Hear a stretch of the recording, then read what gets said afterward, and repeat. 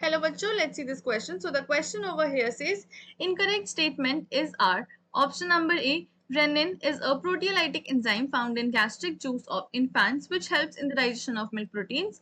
Option B, the bile, pancreatic juice and the intestinal juice are the secretions released into the pancreas. Option C, mucosal glands are also known as Brunner's glands. Option D, significant digestive activity occurs in the large intestine.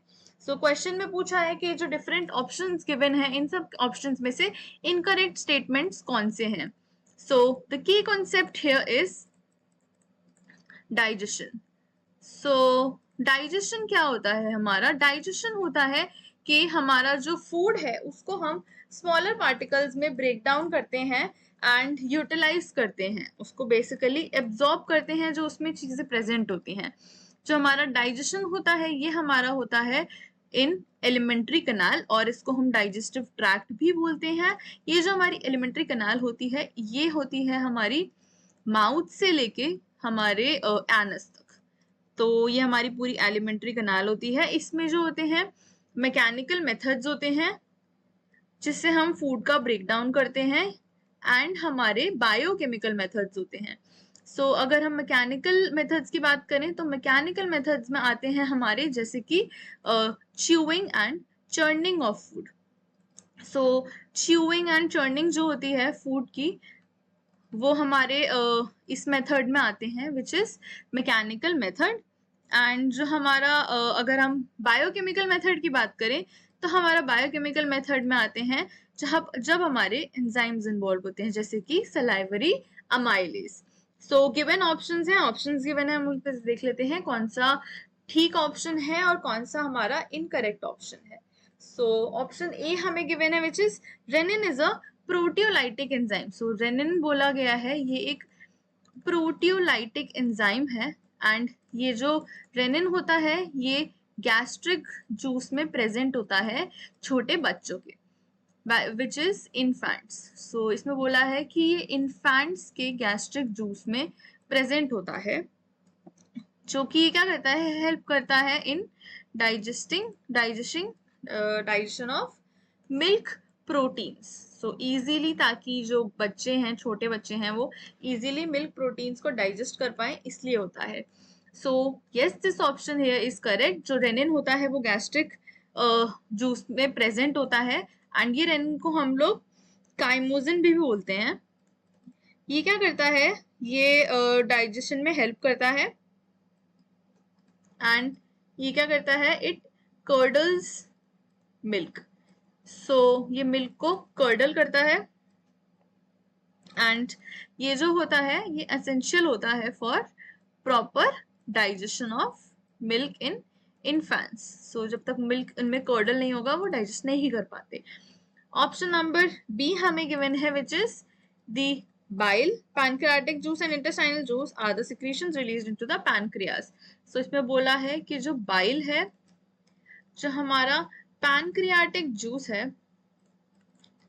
And जो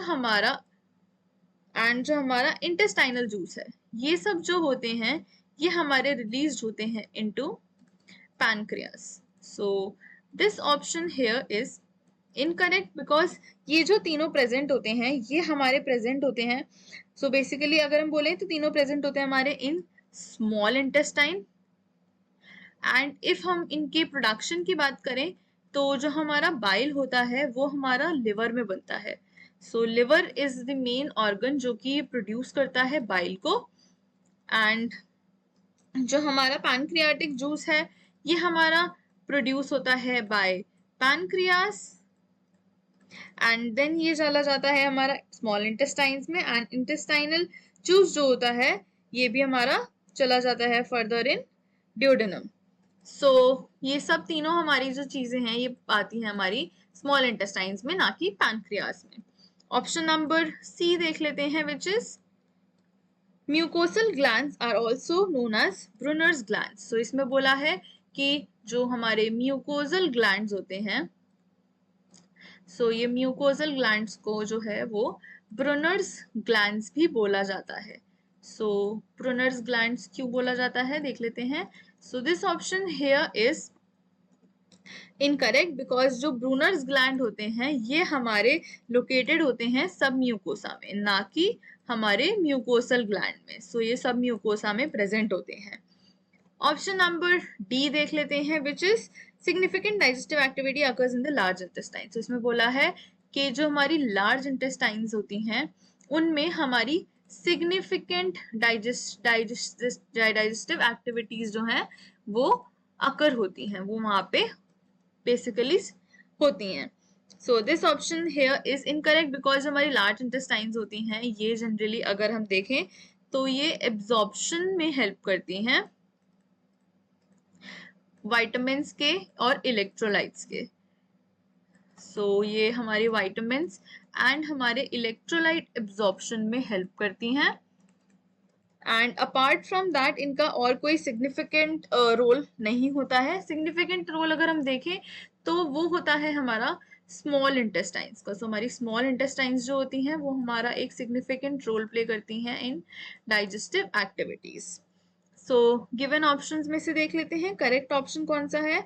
सो अगर हम इन options में से देखें तो हमारा option number B, which is B, C and D, ये correct option है, बिकॉज इसमें all the incorrect options are present. Hope you understood it well. Best of luck.